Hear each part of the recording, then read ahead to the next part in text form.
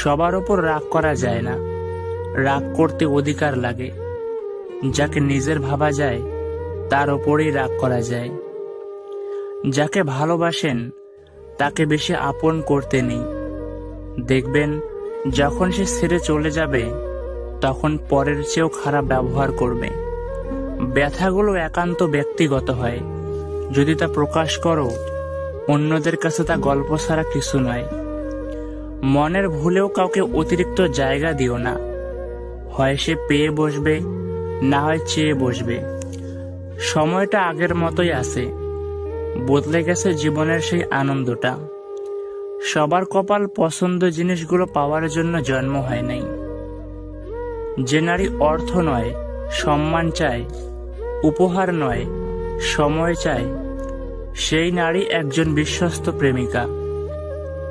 মাঝে মাঝে মনে হয় সত্যি কেউ নেই এই পৃথিবীতে যে আমায় একটু বুঝবে, একটু ভালোবাসবে, একটু খেয়াল রাখবে।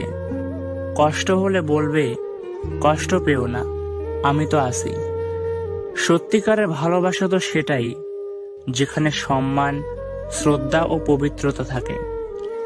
ছেড়ে যাওয়ার আগেই জড়িয়ে ধরতে হয়, হারিয়ে যাওয়ার আগেই মায়ায় জড়িয়ে নিতে হয়। অথচ আমরা চলে যাওয়ার পর অভাবটা বুঝি। মানুষ হারাবার পর আমরা পাগলের মতো খুঁজি। হঠাৎ করে কাছে আসা মানুষগুলো হঠাৎ করে আবার দূরে চলে যায়।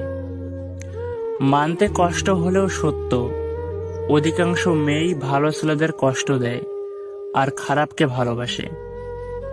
যাকে মন ভালো করার কারণ হিসেবে বেছে নেবেন, কাল হয়তো সে আপনার সবচেয়ে বেশি মন খারাপের কারণ হয়ে চলে যাবে।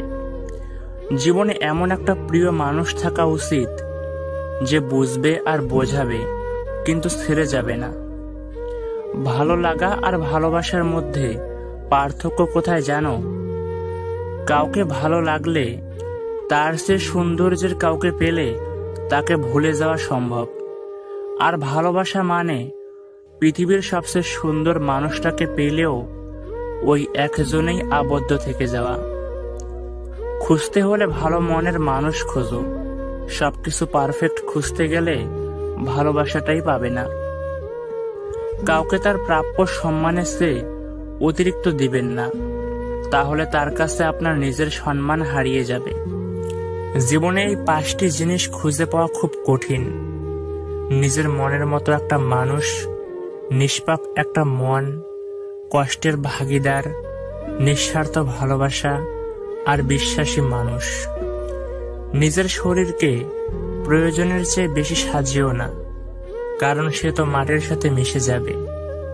সাজাতে হলে চরিত্রকে সাজাও, কারণ মৃত্যুর পরও মানুষ তোমাকে স্মরণ করবে।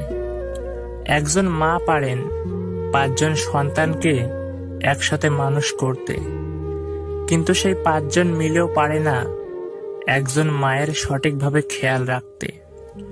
বর্তমানে মানুষের প্রিয় হতে গেলেও অর্থনৈতিক যোগ্যতা লাগে। অর্থশূন্য মানুষ কখনো কারো প্রিয় হয় না। তোমার পিছনে যারা তোমায় নিয়ে সমালোচনা করে তাদের তোমার পেছনেই রেখো, কারণ তারা তোমার পাশে থাকার যোগ্যতা রাখে না। नजरों में छुपा ले देर न कर, ये दूरी